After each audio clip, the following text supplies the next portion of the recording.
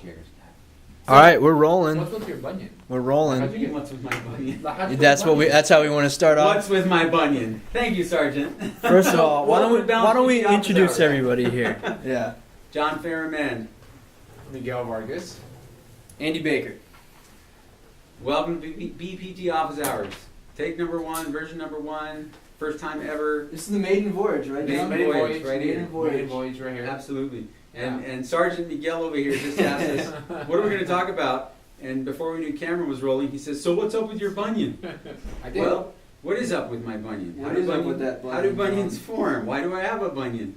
A bunion, otherwise known as hallux abductovalgus, is that great big knob on the inside of your foot that develops and it makes your big toes start going out to the outside, the other direction, sometimes crossing under the second toe. You know, it's some podiatrists refer to it as stank foot. I won't name names, but in general, Stank foot. it's terrible.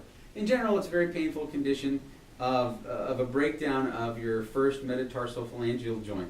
And what most people think is that it's the big toe going to the outside. What it really is the big long bone in your foot coming to the inside. And what do you think, Sarge? What do you think causes bunions? Well, so typically, bunions I see usually in females. I think that's sexist. Oh, hey, no, we're not I've seen them saying in males and females. That's- Absolutely, yes. absolutely. Do you have men any? get them Do too. you have a reference for that?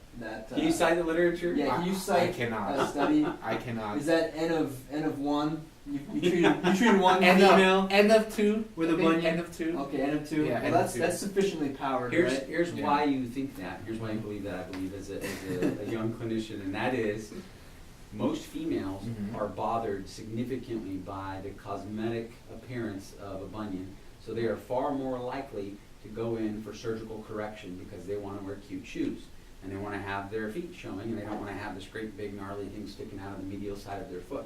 Right. I really don't give a shit. Can I say that? Yeah, of course I can. That's say that. fine. I don't care. Pardon his French. Pardon my France. Hey, yeah, the bunion sticks out. It's okay. It doesn't bother me really unless I run for distance. And if I spend a long day in flip-flops or bare feet, it doesn't feel so great. Okay. But essentially, the joint structures are breaking down, but active structures that patients can train and things that they can do to mitigate the formation of a bunion or hallux valgus is a really strong, robust posterior-tibialis. Our dynamic arch support. It doesn't allow significant or severe plantar flexion of that first ray. It holds up your medial longitudinal arch nicely for you, training the intrinsic muscles in the feet and the ankles, and wearing really great shoes. I mean, footwear selection is super important. Right. I need a wide toe box. I need a really rigid heel counter. I need a little bit more material in the midfoot and the hindfoot on the medial aspect, just so that my first ray, my metatarsal, doesn't completely bottom out. Dr. Farman, if I may. John. John, Andy Baker. the OG over here.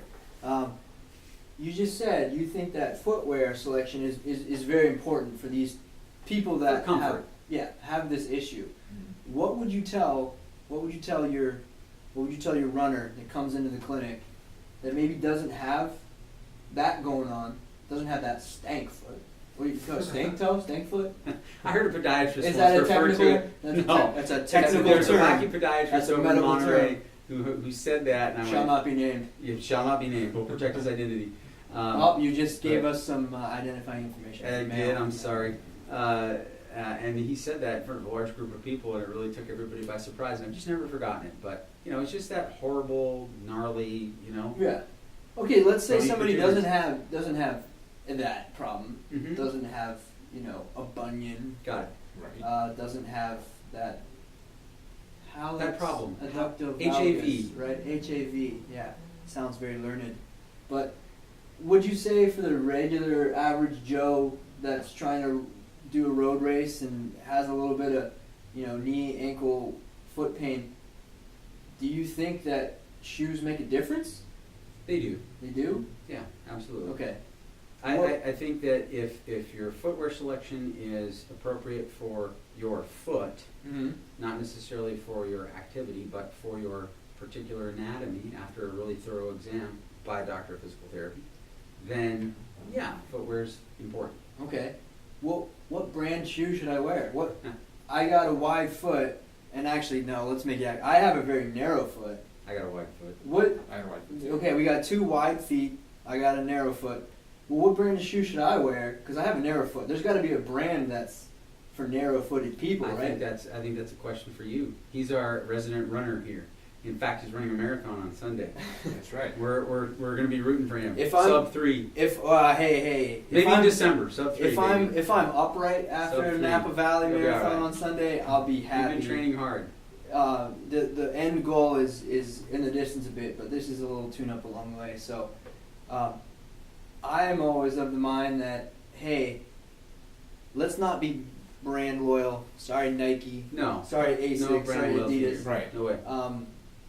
Functionality. Those shoes are all great. They really are. You're wearing an Adidas shoe right now. It's a fantastic shoe.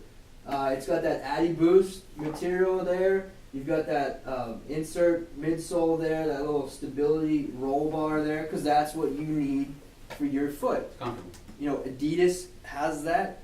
New Balance, Asics, Mizuno, Nike, Innovate. I could rattle off shoe companies. They're all gonna give you different flavors of the same thing, and they're all gonna have different lines within their offerings that address the neutral arch who needs, you know, just some cushioning for their long runs, the person who needs a little extra support, a little help, and then the person that needs some motion control. All of these companies, they basically have the same offerings. I always like to tell people, you gotta go every time you're purchasing a new shoe for your next upcoming racing season or whatever it might be, and you should probably have multiple running shoes, honestly, so that you're not wearing the same shoe and wearing it out all the time. Indeed. Right. But you want to find something that is correctly fitted, that is appropriate for your foot type, for your running type, for your body type. I'm 177 pounds as of today. I'd like to be at about 160 pounds for a real ideal racing weight, but my daily trainer is probably going to be different than, you and a daily trainer, because you guys are bigger guys than me, so like you guys need a little extra boost probably if you were going to do some distance training. Right. But like, don't be brand loyal, don't pay retail. Amen. Right. No, I'm just saying. So I think that's a good comment because I've already had to evaluate a couple of high school kids, and spring's around the corner, so they're already thinking about running and they're already thinking about training and they want to do all these things, but they're running in Converse, or they're running in a shoe that's just completely flat. So I've had to have this conversation with their parents and saying, listen, you need something that's a little bit more supportive. Let's take a look at your feet. Okay. And the one young lady that was in here today, she overpronates, and she likes to run in Converse. She loves those shoes. That's all the shoes she has. So I spoke with her parents about, listen, you need to go and get something that's a little bit more supportive. Yeah. The first thing they said was, what brand should I buy her? The very first thing. So then I had to educate and talk about that and Maybe say, we should get different some shoes in brands. here. We Yeah, should. yeah, I think have we to should have get brands. we We should should get get some samples. shoes with some samples. yeah. And Awesome. maybe we should write up a little Absolutely. dossier, a little document. Yeah, The absolutely. Balance Physical Therapy Guide to Running Shoes. Shoe selection. Shoe selection guide. Yeah, because Or shoe, because I think shoe you're right. finding tool. I get asked at least twice a week. What kind of mattress should I sleep on? What kind of shoes should I Right. wear? And the answer is always it It depends. Yeah. It depends. Yeah. If anybody ever tells you this brand or this type, period, take that with some caution, with a grain of salt, Yeah, because absolutely. that's just a cookie cutter answer. Because if they haven't evaluated you and they haven't considered your particular biomechanics, your particular set of circumstances, your body weight, your body Right. type, your running type, And you're running goals. they're really not giving you the best answer. Yeah. Right. There's just no way they can be without those things being taken into consideration. So I think the lessons learned from tonight's little maiden voyage, which I think was pretty successful. Yeah, I'm happy with how this went. Likewise. Yeah. Pretty fun. I Hope think you guys enjoyed it too. If I you did, absolutely. share it, Yes, please. yes. Like us on Facebook. Follow us on Twitter. You can hopefully maybe find us on Instagram soon too. And if you want to come for a run, come on over. Absolutely. But recap. right? Don't be brand loyal with running shoes. So be brand loyal. Make sure that you're getting evaluated by your doctor of physical therapy before you start with, any kind of new training program, or you're having aches and pains and you don't know why. Come see us. Come see your doctor of physical therapy. Can I add a pearl? Yeah.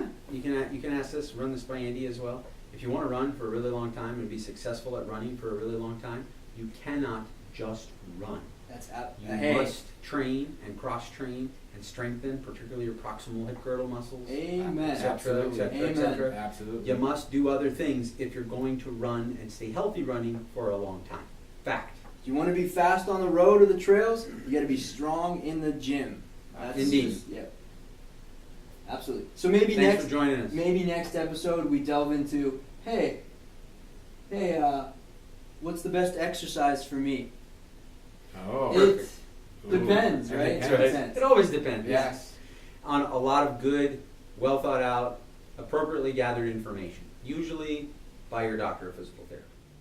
Thank you for listening and for joining us tonight at Balance PT Office Hours. If you liked the information that we shared, talked about tonight, threw around in here in the clinic, please follow us on our YouTube channel. We're at Balance Physical Therapy and Human Performance Center. Like us on Facebook, follow us on Twitter, and stay tuned for our Instagram. Thank you. Thanks.